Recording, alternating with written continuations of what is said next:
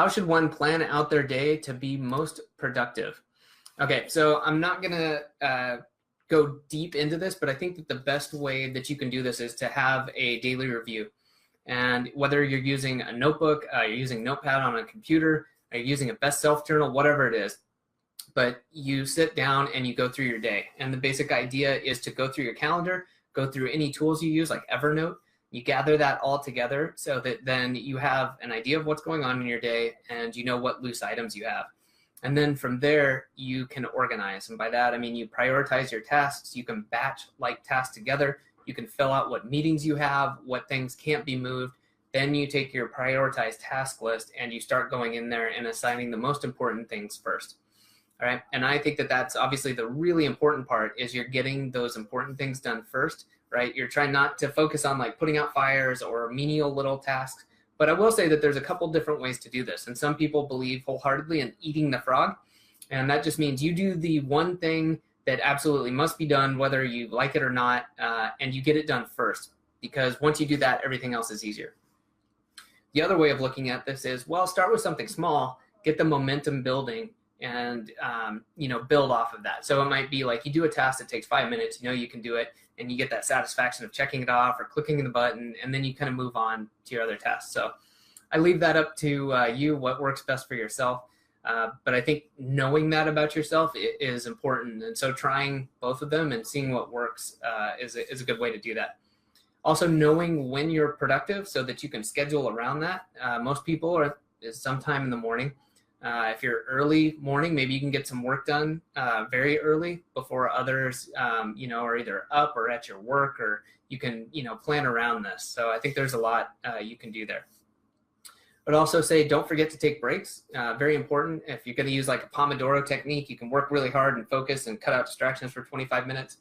But then you've got to take a few minutes and let your brain, chill out, whether you're just focused on a spreadsheet, you're trying to learn something, whatever it is. The brain works really well by focusing, but then, pulling back and going and doing something else. So maybe you go for a quick walk, you get a drink of water, whatever it is. The other thing is knowing, whoops, let me pull this back up. Oh yeah, I'm glad I made that note. So rolling with the punches, right? A lot of this, people I think that have a hard time when they first see a lot of like time management techniques, or they want to be more productive, but they're not sure how to go about it. They feel maybe intimidated, or they feel that it's they're being locked into something. And I think it's really important to understand that you've got to roll with the punches, right? Especially like, let's say you have a job, you've got a boss to report to, you've got coworkers who are going to bug you. Things are going to happen. And so if you start to understand how your schedule works and keeping track of it, then you can start to roll with these punches a lot better. Instead of being sideswiped and being irritated about these things that happen, maybe you realize, hey, you know what? Between 1 and 2 p.m. is when I get just constantly bombarded with like phone calls and emails and people are dropping by my desk. You can plan around that. Obviously, don't plan your really intense, like focused work during that time, or do what you can to let people know not to bother you if there is a task that has to be done at that time.